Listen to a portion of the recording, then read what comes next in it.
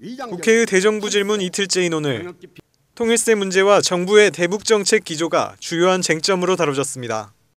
질문에 나선 야당 의원들은 소통 없는 이명박 정부의 대북정책을 일제히 비판하며 정부가 적극적인 대북 대화에 나서야 한다고 주장했습니다. 박주선 민주당 의원은 정부가 내세우고 있는 비핵개방 3천은 정책이 아닌 일방적인 구호라며 한반도 비핵화를 위한 근본적인 대책이 될 수 없다고 말했습니다. 비핵개방 3천이라는 사실 정책이라고 보기 어렵고 일방적인 구호에 불과한 이 내용을 가지고 남북관계 진전을 주도하려고 하다 보니까 아무런 성과가 없습니다.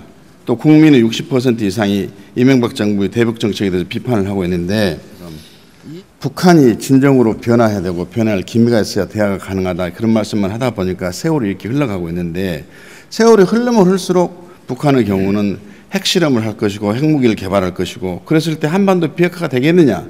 결국은 핵확산 금지 쪽으로 갈 수밖에 없지 않느냐 하는 우려가 있는데 우리가 서둘러서 대화를 통해서 해결하려는 노력을 지금부터 가일층 배갈하지 않으면 안 된다고 생각이 되는데 김부겸 민주당 의원은 이명박 정부의 통일정책은 없고 군사정책만 있다며 정부가 평화의 길이 아닌 전쟁의 길로 가려 하고 있다고 지적했습니다.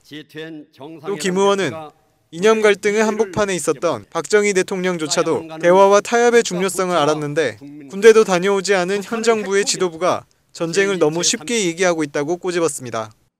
통일 정책은 어디론가 가버리고 군사 정책만 남았다. 그게 지금 이명박 정부의 대북 정책이다. 그래서 내심 원하든 원치 않든 평화의 길이 아니라 전쟁의 길로 가는 게 아니냐. 남북 간 2년 대립의 한가운데 그 자신도 사선을 넘었던 군 출신의 박정희 대통령조차 대화와 협상의 중요성을 알았습니다.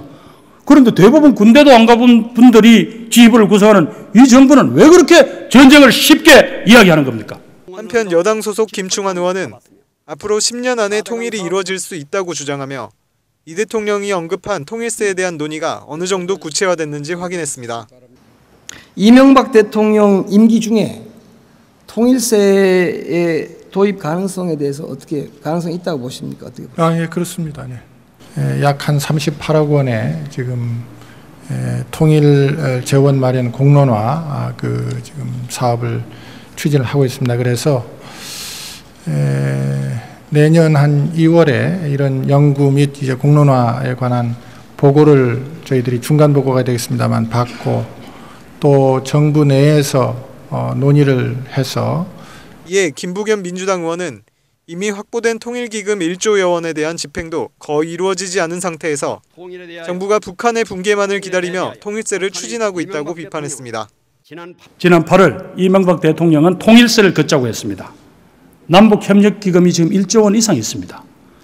그러나 집행률이 2009년도에는 8%대, 2010년도에는 3%대에 불과합니다. 1조 원씩이나 쌓아두고 통일세는 왜 또 걷자는 겁니까?